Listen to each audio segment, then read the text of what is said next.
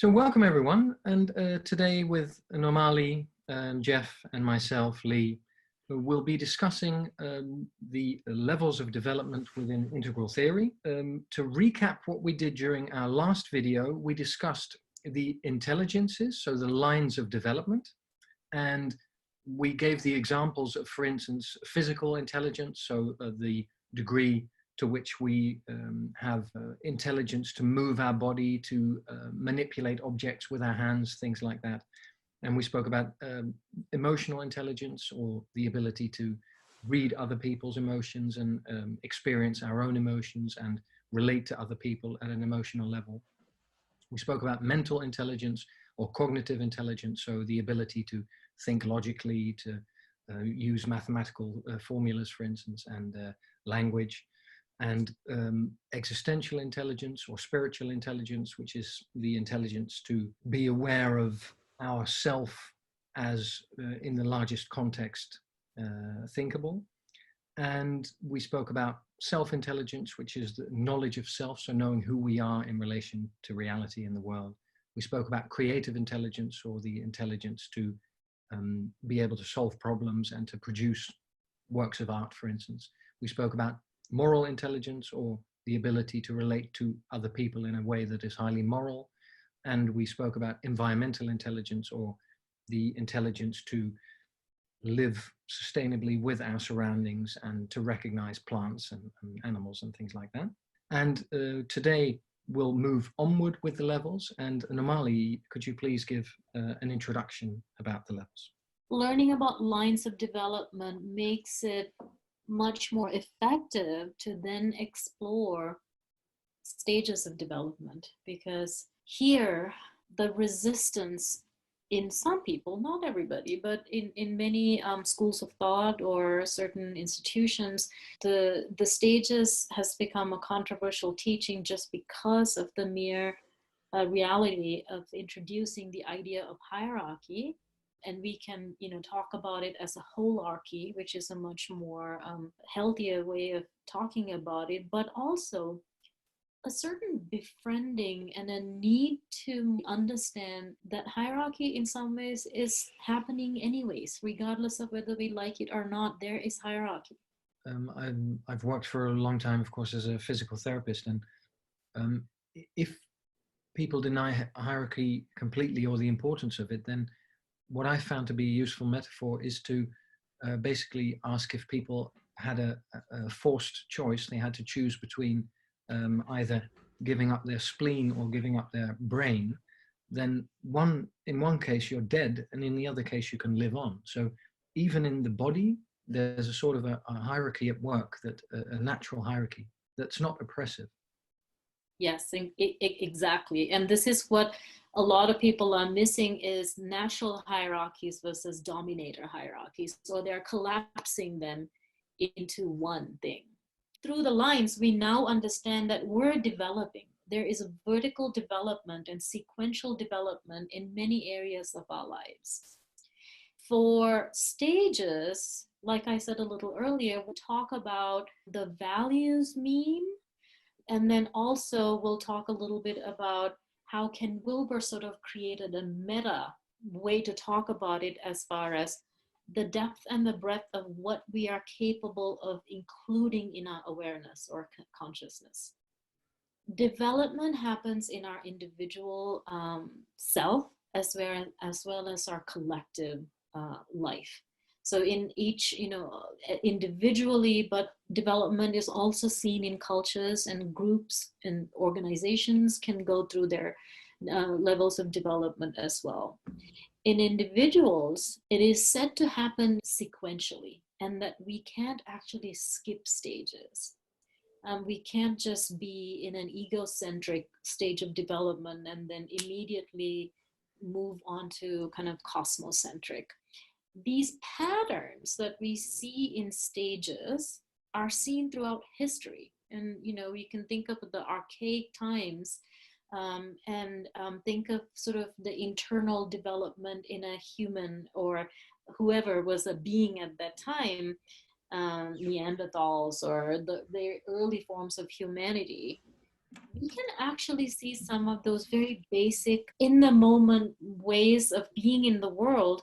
You can see that stage of development in a baby today or in an animal. So it's there, these things are historically available for us to learn about, but also experientially, we can also see that in our own lives and in our own development as humans as well. Each level tends to transcend and include. And this is a really important thing to remember, that every stage needs at some point an emergent novelty, something that it is still not aware of yet, as a next thing that is yet to emerge. And when we meet that, it includes the stage that it just left behind and becomes and transcends to become a new stage of reality. And Adam will meet an unknown new emergent reality to become a molecule. And a molecule doesn't yet know that there is an unknown emergent some property that is out there. And when that emerges, it becomes a cell. The controversy comes up when we are looking mostly at stages of development in the intangible interior quadrants often. That's where we bump into walls. We also use colors to describe some of these stages, especially since we're talking about spiral dynamic stages and also Ken Wilber's consciousness meta stages. The colors don't mean anything. So we don't have to get too analytical about, well, why are we using green for this stage or red for this stage? It's just really to help us communicate. In Ken's case, Ken Wilber's case, he did kind of use the colors of the chakras to some degree. So it's also important to remember when we talk about stages, we're not talking about these stages as rigid, linear rungs like in a ladder. These stages are so much more fluid and flowing and overlapping, and sometimes we can regress.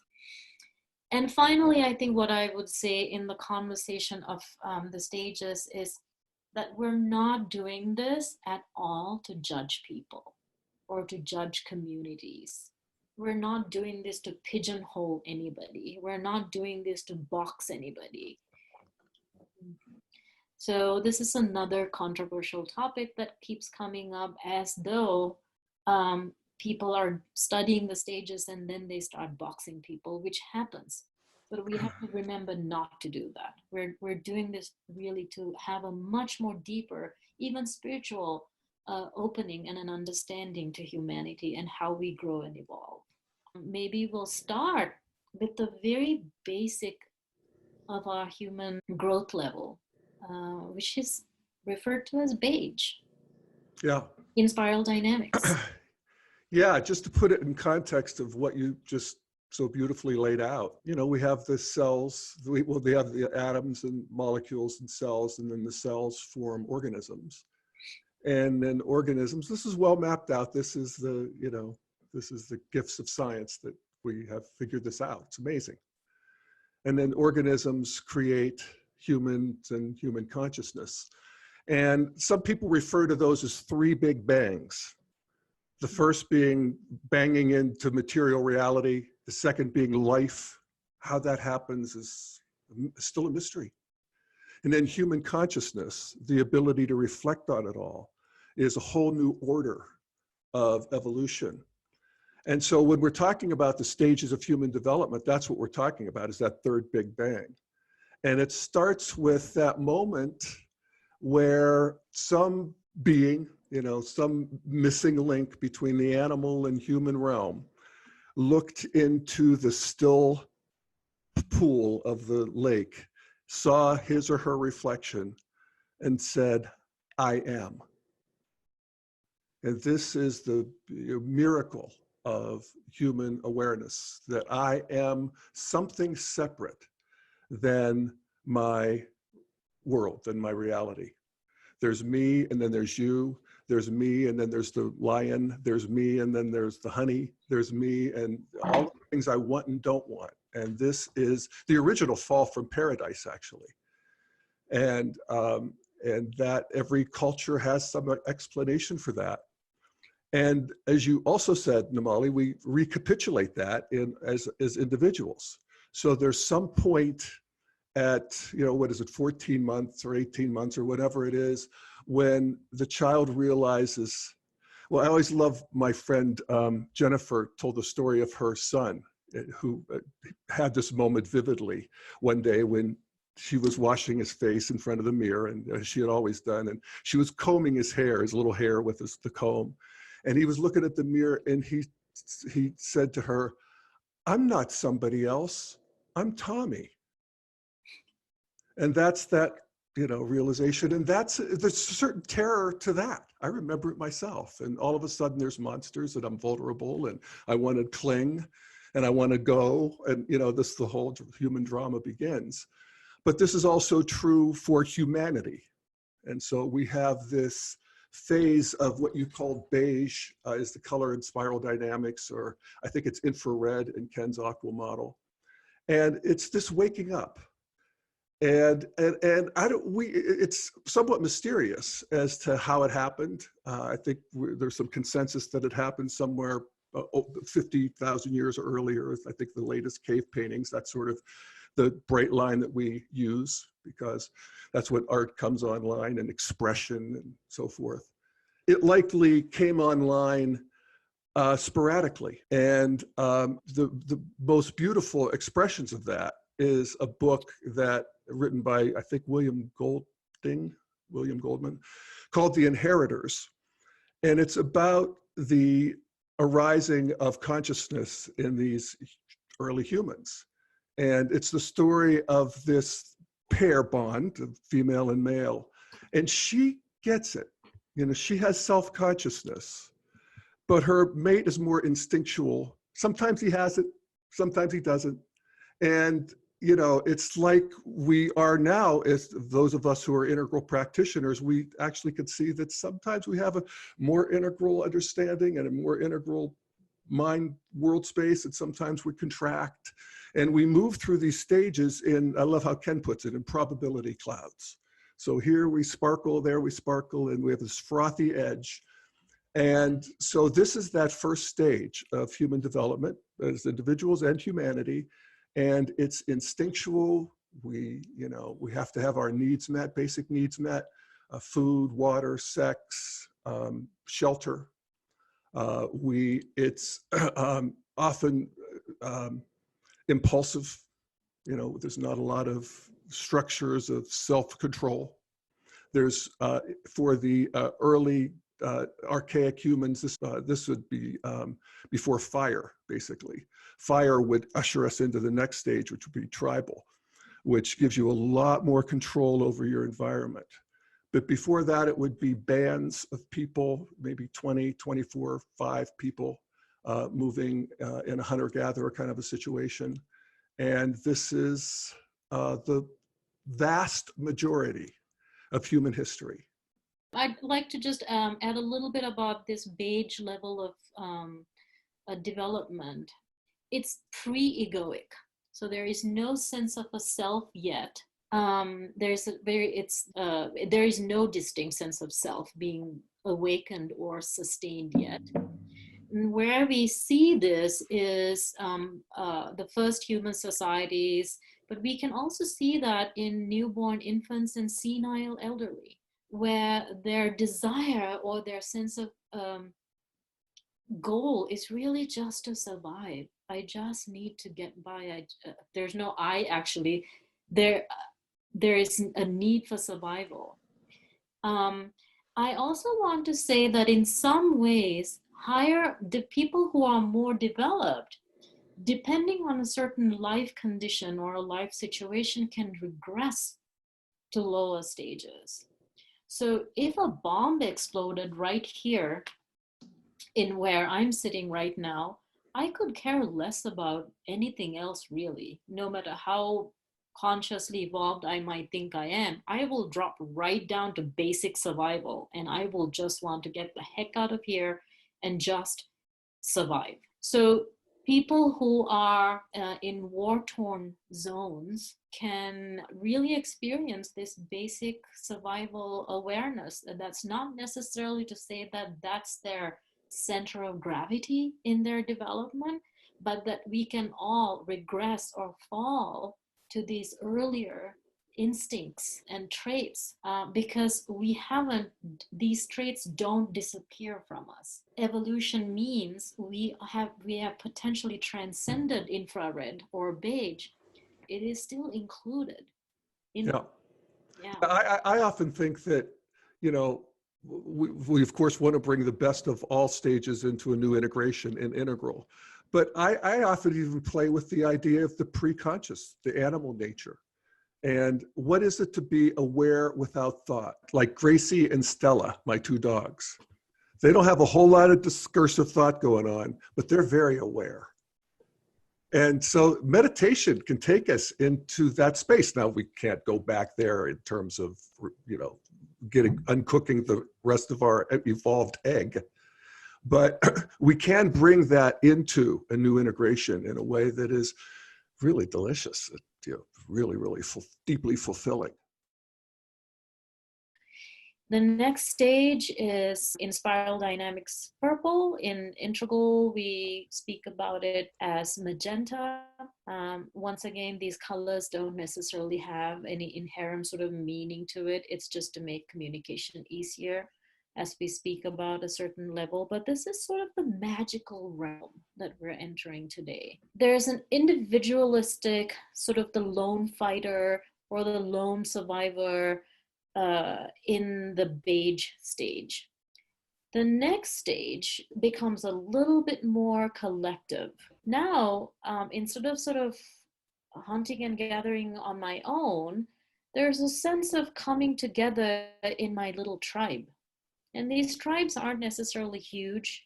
Historically, you can imagine them being a small group of people coming together to take care of each other and do things together. And I'll let Jeff take over in a bit to describe this stage a little more deeply. I want to encourage us at this point, starting from this stage onwards, to also talk about the dignity and the disaster of each stage. In every level of development, there is a healthy aspect to it and an unhealthy or less healthy or a pathological aspect to that stage as well. And this is true in every stage of development. If we are highly evolved even, we can still have moments of falling down somehow and kind of falling from the grace of the higher or the later to an earlier and a very basic primordial way of trying to do things and be in this world. That there is the good and the bad of every level that we'll discuss from now on. So yeah, let's talk a little bit about purple, magenta, the value stream, the way we, what are our values at this stage? What's our basic kind of overall level of consciousness? What are we able to hold from this space of development? What comes up for me when I think about this and the arising of, I guess, evolution in general, human evolution, one of the nice ways of categorizing it is just this basic first, second, and third person that we evolve. We evolve, as you said, Lee, in all of these lines too. And there's all kinds of ways of slicing and dicing it. But first, second, and third person is a nice way of moving forward. So in well, actually, let's start as we move from the archaic or the infrared or the beige in spiral dynamics to this magenta tribal stage. The bright line here actually is in the third person, and this is the taming of fire. And we actually don't know when that happened. The estimates are, you know, credible, and even anthropologists and archaeologists, they admit we don't know. It's somewhere between 40,000 and 400,000 years ago, and probably sporadically. But once that happened, people were able to settle, and they were able to control a very big part of their third person environment, right? So this allows a whole new sensibility to arise. We get more complex, we get more bigger tribal societies. And in the second person, we're still, you know, a pack in a way. So we have that sort of deep community with other people in this liquid space that I love to think about, that we share with other people. And we have these movements through our life that are delineated by ritual.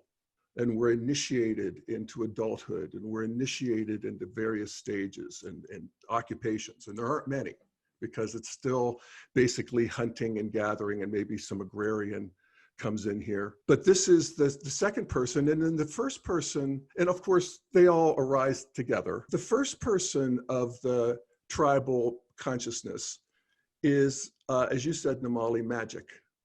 Is you're living in an enchanted world where everything is alive and everything is communicating with you. And this is typical of archaic society, I'm sorry, of tribal societies around the world. And there's lots of, I mean, Joseph Campbell, of course, the hero with 1,000 faces, the myths that would arise, and stories, and nature spirits tend to be female gods, Mother Earth kind of gods, goddesses. And so that's just a quick trip. And, you know, in terms of the dignities and disasters, as you say, Namali, the dignity is that we move out of just abject poverty. You know, we at least develop some way of dealing with the elements. And it's still poverty at the tribal stage, by, you know, later stages standards. In terms of material possessions and so forth. But there's that. There's also this richness of community and this richness of the magical world that arises. And this is progress. And a lot of this, we actually want to go back and mine as integralists and bring that forward. We want to actually re-enchant the world at the integral stage. It gets disenchanted. We'll get to that as we move into higher stages. But that we want. And the deep community also, and the ritual, and the sense of who I am. You know, tribal people don't say, you know, what is my destiny? You know, their destiny is to serve the tribe and to, you know, go to the happy hunting grounds. And all of that space is collapsed. We don't have sense of time like we do in later stages. So the ancestors are right here, right now. And that's all beautiful and good. A lot of that we want to keep. The downside is that it's a reflexive demonization of the other. And so there's a lot of warfare in tribal societies. And also there's not a full ego development yet. So you're subsumed by the tribe. Is this a bad thing for a 2-year-old or a 3-year-old? No, it's actually a stage of development. But you don't, if you were banished from the tribe, you go and die, basically, because there's a part of you that really isn't fully online as an individual yet. The downside of magic is that you're terrorized by evil spirits. And, you know, if something goes wrong, you have to, I always love what the example Ken Wilber always used, you have to go throw a virgin in the volcano in order to appease the spirits. And so there's, you know, that's an endless sort of problem that we don't want to, you know, bring forward. But so this is that world. And as integralists, we want to feel that. You know, that strata is still alive in us. It's down in our bellies somewhere, or loins. And we want to feel that part of us and feel how that's still alive. And how it longs, actually, particularly in the modern and postmodern world where community and we're uprooted, and there's an alienation problem and so forth, that feel that longing for that connection that people have at that stage. And then also geopolitically, see the power of that is still very much online in the world. In earlier developed societies where your tribe and your clan and who you relate to, that sort of deep identity, is really important. And we modernists, I always love my friend Tanya, you know her too, Namali, from Naropa. She came from Czechoslovakia. And she said that one of the things she most loved about America, and she had quite a critique of America, but one of the things she loved about America is nobody here cares what your grandfather did to my grandfather.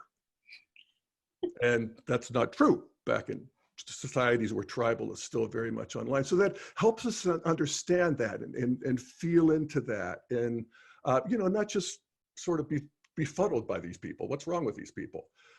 It's a stage of development that where everybody gets to be where they are.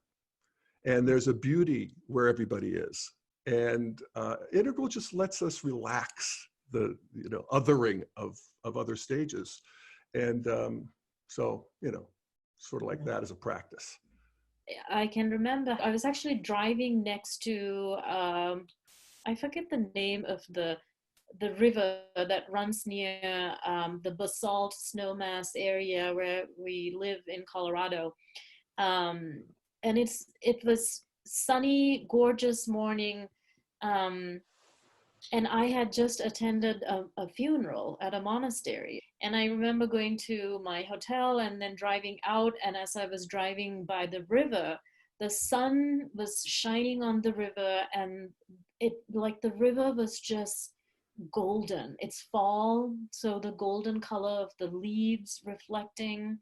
And it was truly just so magical that it sort of stopped me in my tracks, and I had to pull over, get out of the car, and just stand by the river and take it all in. And at that moment, I remember feeling a little bit like, wow, you know, I can imagine how for some people, this is this deeply spiritual connection to nature. And it's that for me as well. But you can also see how at a certain level of development, especially this magical level of development, it's not just a river and the sun glistening, you know, it's not just that it could be this powerful force of nature that you must revere and even become afraid of in some ways. You have to develop a second person relationship with. Right. So, right. you know, it's not just it. It's what happens from modernity onward is the natural world becomes an it.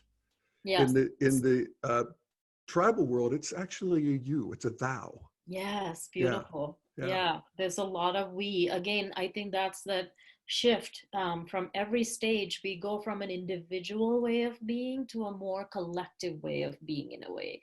And then collective back. Right, yes, exactly. And you And keep there's a seesaw. switching this. Yeah. And some people might even feel that, you know, there are certain movies in our world of culture, we see these things happening. I know that in Sri Lanka, for example, where I originally come from, there's still a lot of sort of strong belief in not doing anything without checking your astrological chart.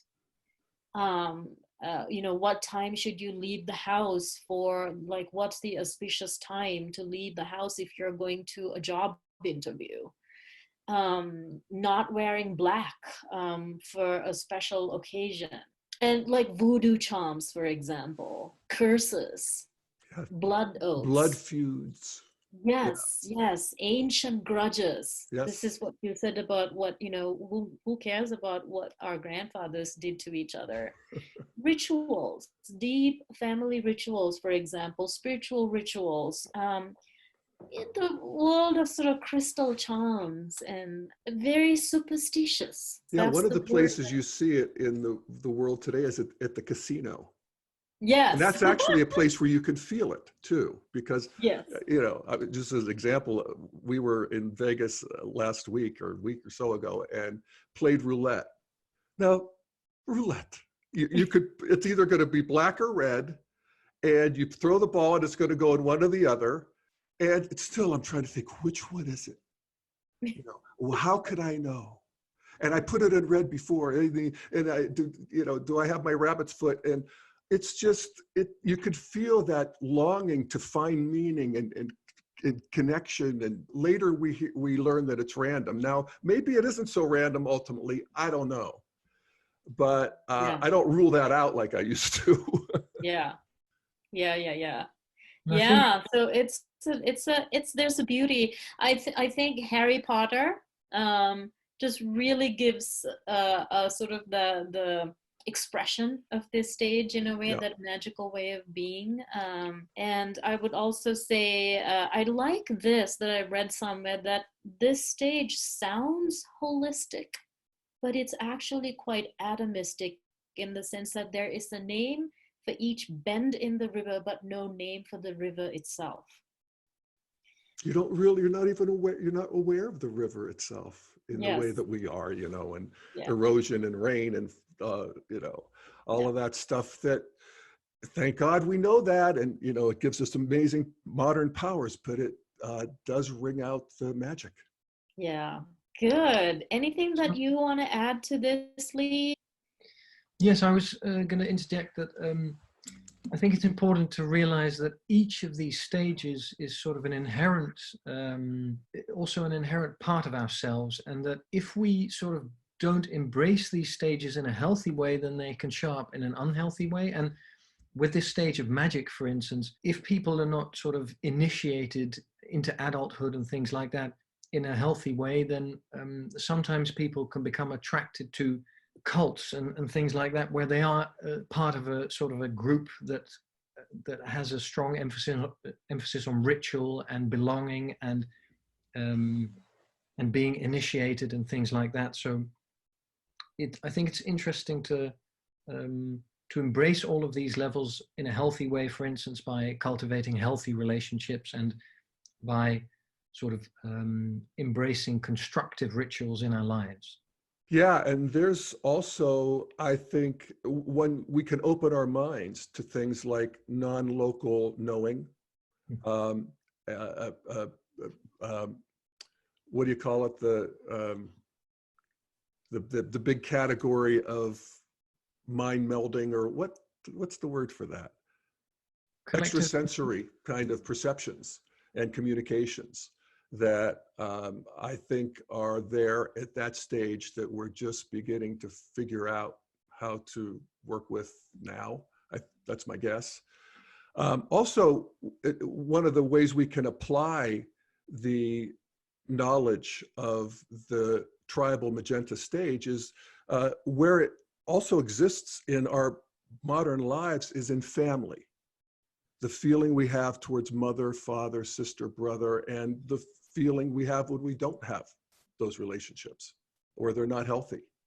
And that stage of childhood development that is well mapped out, where, you know, what is it, 2 or 3, 4, where, you know, dreams are really important, and monsters under the bed, and I can put a cape on and I can fly, and Santa Claus and the Easter Bunny, and all of those things that create a magical childhood that I remember at one point in my modernist arrogance, probably 14, 15, when I first started getting all scientific and let go of all the other stuff.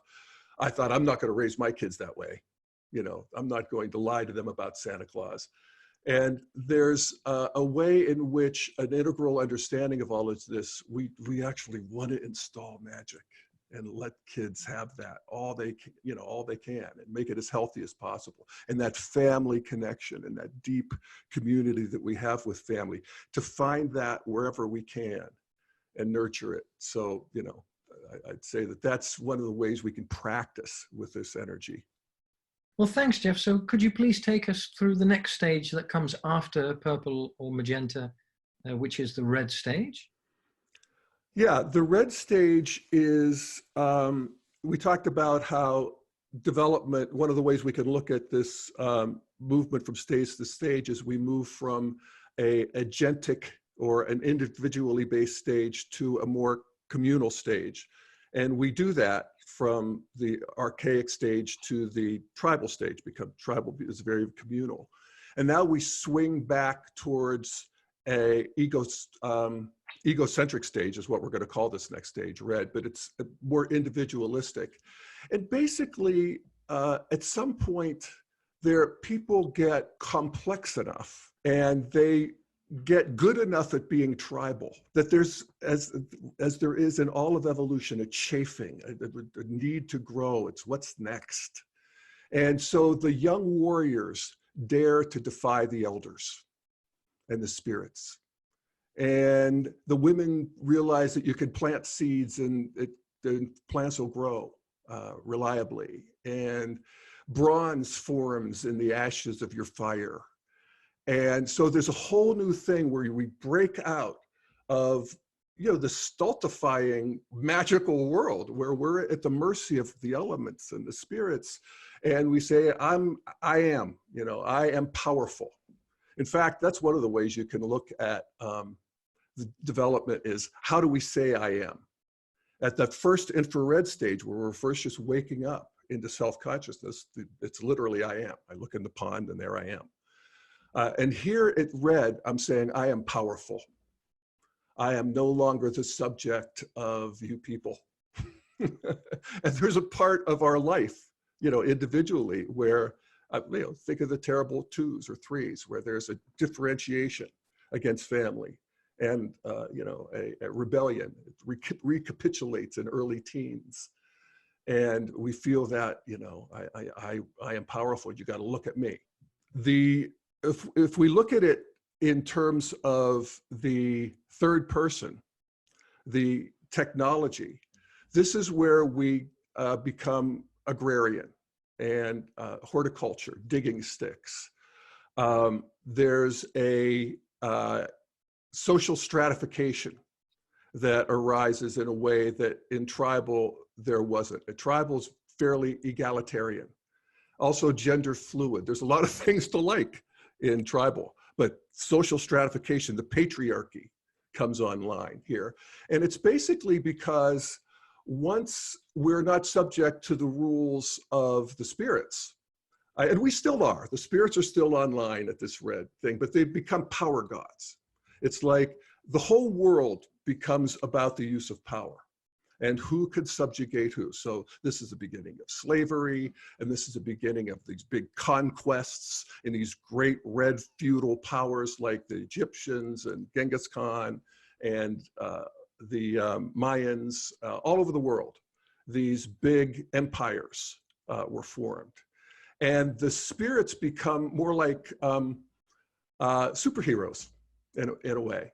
They're bigger than life. They have flaws and foibles, but my God is more powerful than your God. And so we have these great religious wars in a way, but they're really, the gods in a way are secondary because the conquered people are generally more than happy to adopt your God because he beat the other God. So, you know, it's again, power is very much the currency of what's going on here.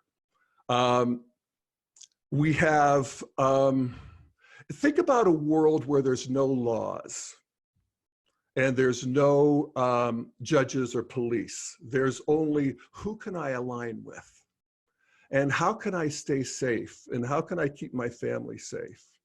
And so this is the arising of the honor-based societies where you got to look good.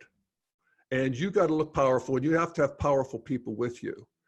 And so, you know, if somebody breaks the honor code, they have to be punished and often killed. And so this might makes right becomes a moral principle.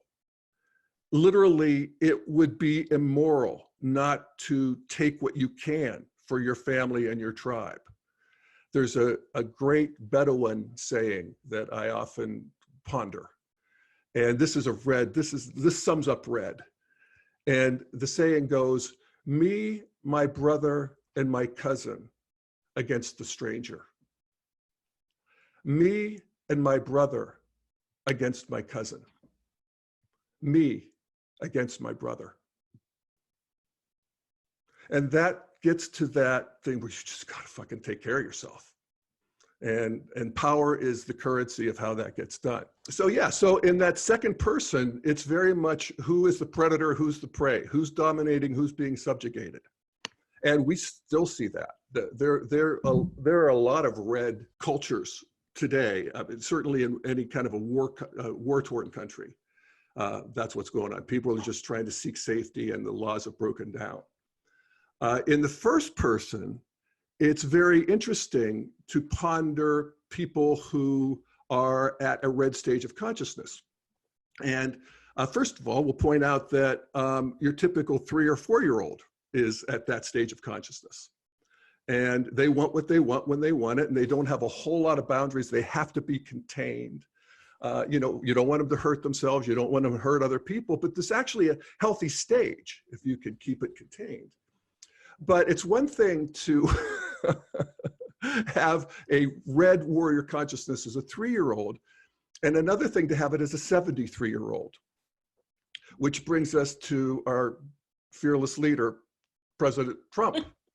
And a whole category of people that you could see that are actually arrested at egocentrism in this self line that you talk about, Lee, where that's how they view themselves, that they're out there and they got to get what they can. And if you want to follow the rules, you're a chump. They don't even really get the rules that much. They're not that important. They're to be circumvented. It's like when you go to a developing country and you're there on the beach and people come up and want to sell you something. Their job is to get the most they can. There's the rules are get what you can, and that makes you a hero to your family and a hero to yourself. And you have to watch, because the world is all about power. Then you got to watch your friends. You got to watch your enemies. You got to look big. You can never say that you were wrong. You can never apologize. That honor code is very, very strong.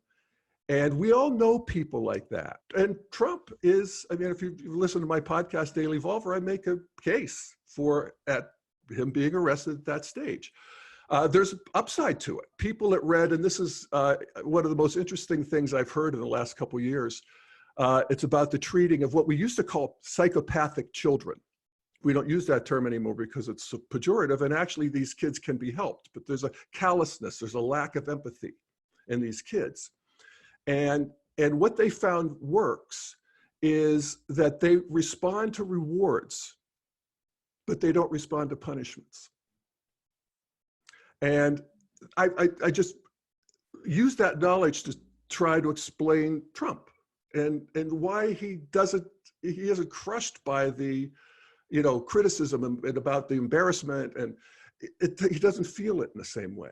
He also doesn't have empathy. It's a disability in a way. It's a spectrum disorder. Psychopaths are people too, actually. The upside is that he's freed from that. And these people can be actually quite successful. And they can get things done in a way that people who are, the stickiness of other people is just too much. They can't do it. And I always thought that one of the most revealing lines about Trump, and he talks about this himself. The line I remember is where he said, "I've never worried about offending other people." Now imagine, that's a superpower. But there it is. And this gets us into this, egocentric stage of development. We can see it historically. We can see it in terms of our own individual growth. And we can see it in the world today. And so maybe I'll stop there and see what you guys have to say. Yeah, no, when I'm thinking of stages, sometimes I like to think in terms of how, imagining a young man or woman in the purple stage of development, perhaps even literally imagining a young man in a tribe in the Amazon in Brazil, somehow figuring out, this is craziness. I don't want to live here with these old people who sit around the fire and have these rituals. I'm going to explore somehow. And he manages to get to Rio de Janeiro or Sao Paulo, this giant city, and suddenly realizes, oh my God, people are living really differently. I am my own individual being. I have my own life here. I'm separate. I'm bigger. I'm actually more powerful. And so what that person then goes through as the ego more solidly begins to emerge and settle down as a something, as a somebody. And let's point out that that has never existed before in the history of the planet. An ego is new in the cosmos, the human ego. Yes, exactly. And this can happen at many stages of life. And as you said, the terrible twos is sometimes we see that the most. It's like a 2-year-old suddenly realizing I'm not kind of joined at the hip to that woman who, or my caretaker who's always feeding me and nurturing me. I can put my foot down and yell and scream and create a tantrum because I matter and I'm here. And I want that cookie. Yes, I want it, and I want it now. Yes. I'm not going to wait for it. It's not terribly complex. Yes. Yes. So yeah, it is this world of instant gratification, and I always, like, I might always keep coming back to the you already talked about the dignity and the disaster. The disaster is that potentially that young man who ends up in Sao Paulo, for example, as I was saying, might end up in a gang, because that's where he can attach himself to a leader and find his own power through that. And that could get you in trouble eventually, because this is also the world of, can be a lot of aggression, murder, and because there's so much need to instill that sense of, I want what I want, and I want it now. We spoke a little bit, I think, also about the energetics of every stage. Sometimes we feel that in music. So when I listen to Eminem, for example, I often feel the energy, like the good, powerful energy of red in Eminem's music sometimes. And you hear this in many people's music. It's not just that's I do want to point out the energy, the psychosomatic energy we feel in these stages also, which is sort of like a state, which we will talk about later in our future calls. I think a healthy aspect of red is also, for example, a person who doesn't have his or her voice, who suddenly realizes, you know what, I'm lost in this world. And now I have to actually speak up for myself. So a woman who is maybe caught in a bad marriage, an abusive relationship perhaps, might suddenly say, you know what, stop. The ability to actually say, I matter, you got to stop this nonsense. And I'm going to take care of myself. I'm going to do what's right for me. That's actually coming back to this powerful red way of being that is really necessary sometimes. Learning self-defense is a perfect form of coming back to taking care of oneself. In movies, I just recently watched The Irishman, and boy, do you see a lot of red in The Irishman. James Bond villains, but also The Lion King. When the little lion says, I am the king of the world. It's a beautiful little emergence from a child's perspective. So yeah, I'll stop with that. I think there is a lot of red in this world. And there's a lot of red in each one of us, I think. When I get angry or when I feel like I don't matter to somebody or something, that urge to just want to be known and seen in some ways is such a basic, primordial red desire. Certainly. So there's been research done indeed with young children between the ages of 2 and 4 indeed, and turns out that is the period during which as human beings we are the most aggressive and the most violent, with I think 1 in 3 interactions being either pushing, biting, scratching, things like that. So it's good that comes online and that we learn to manage that skillfully early in our lives. And as a species, as you said, Jeff, something that I've sort of been reflecting on is that once you get to a horticultural stage where people can sort of, probably women started saving seeds from particular vegetables and fruits and then planting them in a sort of a forest garden, and then using sort of wooden sticks to tend to the soil, then you of course you can get surpluses. If you have a good year, then you can get sort of extra grain or extra bananas or whatever you're growing. And that's in relation to the earlier stages where you're hunting and gathering, you don't really have surpluses. So there's not anything that you can covet, so to speak. But as you get to horticultural, you get surpluses. And so people can start to think, well, instead of doing the difficult work of tending to gardens and sort of cultivating vegetables and fruits, why don't I just let the other people do it and then take it? So for me, there's also a sort of, as spiral dynamics, of course, always says, that life circumstances sort of evoke these new stages of development, to see that as we move forward and life gets more complex, there's different ways in which we can sort of abuse that as individuals, and that abuse also then leads to the development of higher stages. So, and yeah. I mean, at some point we get good enough at red where we're just tired of the brutality. And there's just something else that wants to emerge, because the complexification is really the stuff of evolution. You know, urge and urge and urge, always the procreant urge of the world, said Whitman. And so, you know, we're not going to stay there. And one of the first things we want to do is to end these blood feuds. I mean, this is just enough already with this. And so what humanity does to move into the next stage, which we talked about communal and more individual, now we're going to move into a more communal stage again, which is the spiral dynamics blue, integral amber stage called traditionalism. And this is where we say that there is a transcendent God. It turns out there is an order to this universe.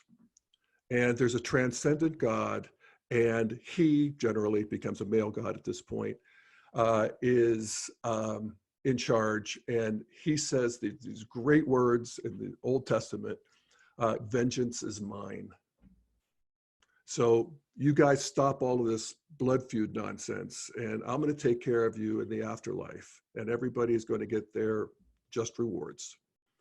And this just brings out a whole new capacity for humanity, because at this point we can move into, you know, real cultures and that span continents, and just a new, it's a stage of civilization. Basically, that red impulse towards violence gets civilized. And just incidentally, we talked about the red culture in our culture today, with the music and movies, and I'd also add video games and braggadocio. All of that stuff is the interesting paradoxical thing is that as that gets bigger in culture, culture gets more and more civilized. And it's like we get to actually experience that artistically and not have to experience it in real life until we get our fill of it. You know, there's at some point, I stopped going to superhero movies, not because they weren't actually better than ever in a certain way. I was just bored with them. And that's, you know, humanity. We just get bored with that. And boredom is the engine of evolution, I often think. Anyway, so then we move into this world of morality. It's no longer might is right, it's right is right. We move from we move out of hedonism, and I always think that this, for me as a raised Christian in the Western culture, the seminal move is the Ten Commandments, where Moses comes down from meeting God on the mountain and says that, okay, here's the new law. You can't kill, you can't covet, you can't take your neighbor's wife. And I think 6 of the 10 are, you got to worship me, and I'm first, and I'm number one. And that just reorients the culture. And I always love one of the things that Moses said. In fact, I might have it here. Yes, there is no freedom without the law. I love that. He says, those who will not live by the law shall die by the law. Go proclaim liberty through all the lands and to the inhabitants thereof. And you have to imagine just how brutal Red is in the gang life and this, endless kind of warfare life of the warrior stage, to realize what a liberation it would be to have that, civilized and taken away. And further, I have the opportunity to actually get salvation from this world. I can go to heaven. Or the Eastern, even the Buddhist formulation is one where we want to escape the bonds of samsara, of this suffering world, transcend into the world of nirvana. And that's where, we have our salvation. Well, you just see it in the current culture. In every culture, there's in the developed world, and I'll think of the United States, there's the God and country people. And these are the people for whom God is still very much alive. And the nation matters. That patriotism is really a deep part of one's identity. There's wonderful human qualities that arise at the traditional stage. And we can think of it even as a kid. At some point we get tired of like banging our head against the wall and grabbing the cookie and being restrained, being physically restrained. I'm tired of it. And I realize I want to get with the program. And so I become at age 6, 7, 8, I joined the Cub Scouts, and then I joined the Boy Scouts, and then I accept Jesus as my personal savior. And I want to become a good boy, and that's actually the next stage. Life is better, it's bigger at this stage. And this is true of humanity too. And so we want to be good. And the world is separated between good and evil. And the good people are the ones who are of my religion and of my ethnic group, still very ethnocentric at this stage. But, it's liberated in that way. Can I read a piece from a philosopher here? Let's see, David Fromkin. He's a professor of history and law at Boston University, Pulitzer Prize winner. And this is from his Pulitzer Prize winning book, The Way of the World. And he talks about this. And this is this move in history about 2,000 years ago. With Christianity, Buddhism came online, and other religions similar to this throughout the world. And he writes, one of the greatest revolutions in human affairs took place in about the middle of the first millennium BC. Initiated independently by a number of different peoples, far away from one another and unaware of one another. It was the development of a conscience in religion and philosophy. The early Sumerians and Egyptians, and later the Greeks, believed their deities to be powerful masters to be feared, bribed, and placated, even though their traits were all too human in the worst sense. These are the warrior gods, the superhero gods. The gods often were pictured as vain, jealous, foolish, ill-tempered, and unfaithful. The shift in view from this vision to one in which the universe and its deities were seen to be informed by morality and salvation was a kind of revolution.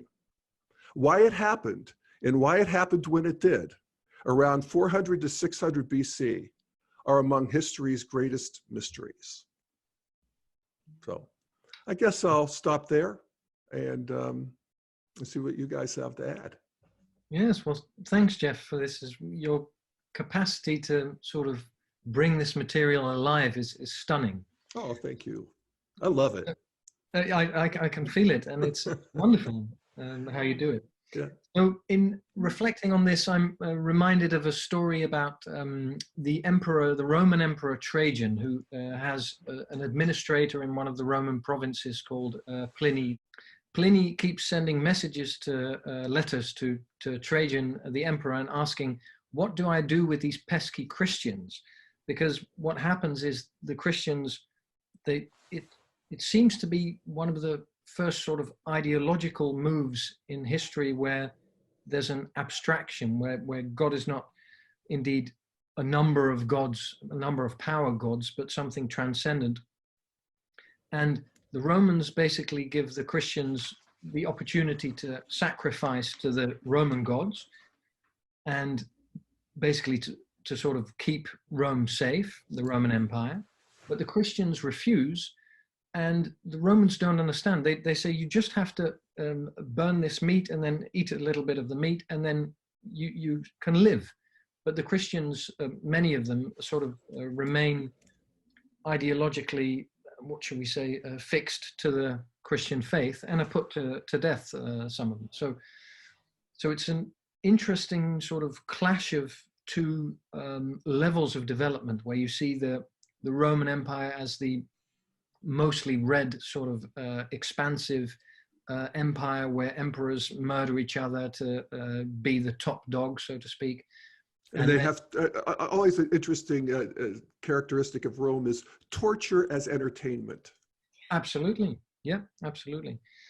And then, of course, the Christian faith, which, of course, is very interesting in the fact that the church, the Catholic Church, for instance, continues to exist to this day, and which is, of course, the blue spiral dynamics or amber level of development in the integral model. And another place where you can see this this clash of the sort of polytheistic, so multiple god worshipping people, and the monotheistic, so one god worshipping people, is when the Vikings, of course, invade England or Great Britain in around, let's say, between 800 and 1100 AD.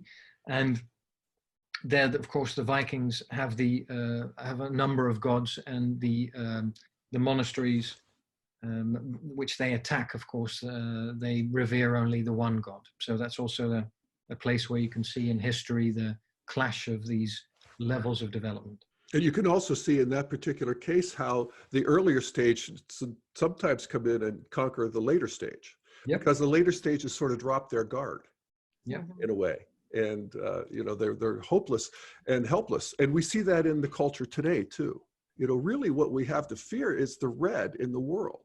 You know, the people who really want to just do violent harm. That's in our cultures, that's geopolitically, and that's what traditionalism tries to do. So it wrings out this warrior culture. It wrings out magic, actually. That's one of the things one of the tragedies, in a way, of bringing on this great mythic culture with this great transcendent God, is no more worshiping the golden calf, people. You know, witches, we got to hunt them down and kill them. And so that disenchants the world, makes the enchantment now is something that it's outside the world. The world has fallen. We've fallen from paradise, and we want to get back, but it's not possible here. This is a fallen world, and the enchanted world is yet to come. So, you know, you can sort of, as an evolutionary, you can feel the loss of that. You know, I can even feel it right in this minute, just the sort of disenchanted quality that I've been ushered into. And again, at Integral, we want to bring it all back, the best of it. Namali, what do you think? How are you seeing this? Absolutely. I would probably add to all of the things that you've shared, just maybe some qualities of this stage that the previous stage, Red, didn't so much have. They're both still pre-rational. So we haven't still touched on science or the emergence of objective reality yet. This is still pre-rational. So there's a lot of beliefs and faith and, you know, all those kind of sort of interior domains of the quadrant still ruling in certain ways. And you can be punished severely if you don't believe in the way that I believe in something. There is a sense of ego now, for sure. But this order, this level comes and disciplines the unruliness of Red. It brings the order that we so need. And one thing that I really love is that from the instant gratification of red, the sort of the magical stages, the mythical stages, and sort of wanting something now. In this stage, people and communities have more of a sense of commitment and committing to long-term goals. The cathedrals of the world took hundreds of years to build. It's not, nobody says, kind of jumps into a project that'll take 150 years. Up until now, this blue amber stage where people say, yeah, this is something we're going to give back, and this is going to take 300 years to develop, but let's lay the first brick and we'll start now. Yeah. And there is a sense of this will go beyond me.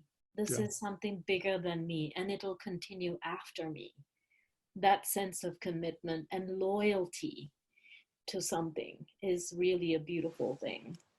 Yeah, temperance, self-control, dignity, these quaint values that we look back on with a little bit of like, oh, how quaint is that? Even submission. Yes.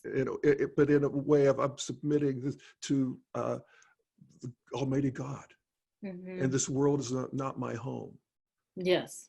Yes, exactly. And we see a lot of beauty there. There is. And where it goes wrong is when, people commit to a long-term goal like the Nazi goal or something. And so in Hitler and throughout the Holocaust, that whole entire, the Taliban, the KKK, that sense of I'm committing and I'm loyal to my tribe or my kind because we are superior somehow than everyone else. Yeah. The goodness is still in, someone who decides to undertake a practice like ballet, for example, that bringing deep discipline into my art form. And discipline. Yes, discipline. And then in culture, we see this right now in a really almost sort of a funny way to some of us who don't live in England, but the British monarchy. And there's a 35-year-old young man who has a child and a wife who wants to live his own life, their own life. And it becomes this big traditional institute trying to hold on to its traditions. And traditional, you don't leave your family. Yes, exactly. In fact, your family has claims on you for your entire life. Right. If you hit the jackpot, you have to share it with them. Yes. Yeah. And this is where modernity and, this is one of the things that happens is just the mess of evolution is now we've got several stages. It used to be everybody was red. Everybody was magenta. Now we have these stages online. So you have these unholy, you might say holy. One of the people we have to fear the most are people who are holy, but also warriors. So there's one foot in traditionalism and one foot in red warrior culture, so that you not only see the difference between your transcendent God and theirs, you have to kill them, because the world is a great titanic battle between good and evil and your God and all of the other people's gods. And so this is a sour spot in human history. Yes. Yes. It's like Nazism. It's like they have modern technology, but there's pre-modern hearts where genocide is, genocide's nothing new in human society. It's just our capacity to carry it out grows. Yeah. I was recently watching the Civil War documentary by Ken Burns, an American documentary maker. And in that, he shared the story that Nathan Bedford Forrest, who was one of the soldiers fighting for the South, that he initiated the formation of the KKK, but eventually left because he found the KKK to be too violent. So that was a sort of a strange tale of someone sort of perhaps blue amber inclined and then repulsed by the red that became attracted to the container of amber. Yeah, and these clashes between the values of these different stages is just a lot of the human drama of history. Mm-hmm. and art and literature. It's it's the stuff of growing and becoming who we are now that is just this amazing ongoing calamity. Yeah. But I would also add that This is a large part of the world population. And in America alone, actually, this country has a huge division between sort of the liberal Democrats or the progressives and the conservative side. And so, and I think this is less so of a divide in Europe, perhaps, which is why I think Europeans don't understand why so much of America doesn't understand climate change. Climate change is this big scientific complex. There's a certain sophistication of rational thinking that is required for one to understand such concepts of climate change. So you wonder why so much of the world doesn't quite tap into that, sort of objectively being able to take those kinds of things into account. So this is the stage that literally doesn't understand. And if we are true integralists, or if we are truly inclusive, the interesting thing is this level of stage and its way of being has absolute right to exist as it is, with its warts and all. So that's another interesting thing, is that the dignity and the disaster of each stage as it is has to live its lifespan. And it'll hit a wall at some point and get over it and get, meet the next emergent reality for them. Yep. But it's a very, very thick, established stage in the world. Yep. And there's no budging that's going to happen easily. And there is also another thing about learning about stages, is that no stage up to a certain point, and we'll talk about that in a future call, is aware of the previous stages. So this stage thinks that its purpose is to punish that which they just left red, discipline it, cleanse it, sort of the Puritan way of thinking of the world and being in the world. But it's also, in a strange way, unaware of its desire to romanticize the past. So it imagines that things used to be so much better, and we have to get back to that. Make America great again. It sort of forgets somehow what you hate about what you left behind, but also doesn't realize that I'm romanticizing a past that actually may or may not have existed, really. So conservatism, which is really an amber blue stage, dreams of the past and desires the beautiful, the moral, ethical life we used to have, and we need to bring that back. Yep. Where men were men and women were women, and Yes. Everybody knew where they fit. Yes. Yeah, don't try to mess with There's a home and hearth, and grandma's at the stove, and mama's home with holding the baby, and there's it is romantic, and there's actually a part, again, when we think the integral project is to find what's the gold at each of these stages, and let's bring it forward. There is that sense of belonging, and that sense that I live in the world that is not my home. And there's something that's bigger and more important than this lifetime. And I don't know, there's some part of that we want to bring back online, that is, the next stage, which we'll get to, I think, in the future call, modernity, rationality, when you basically have to lose your religion, at least in a mythic, fundamentalist way. You lose all that, and it sort of get polarized against a lot of that, and you want to leave your damn family. Yes. But anyway, we'll get into that. Yes. I would add to Namali, to what you were expressing, is that that I think it's important not to equate conservatism, for instance, with the traditional level of development, and for instance, more progressivism with the orange and green levels of development, which we'll be discussing later, because there's also been a lot of research that suggests that many people, for instance, vote based on temperament, so on typology, and that typology, of course, is a sort of a way in which your psychology is formed and that remains relatively stable throughout your life. So you can have conservative views, but be at a high level of development. And you can, of course, once you get to integral, by necessity, I would say that your views, political views, will include some aspects of conservatism and some aspects of progressivism without being radically one or the other. The reason I'm bringing this up is that if you have conservative views and you were listening to this and you would think, oh, that means I'm at a lower stage of development, that wouldn't be the message that I would want to give off, so to speak. Here. Correct, yes. Correct, yes, absolutely. Thank you for that, Lee. Yes, we're not doing this to box people. I think we can all be sort of clearer when we communicate, in the sense that these are tendencies in some ways.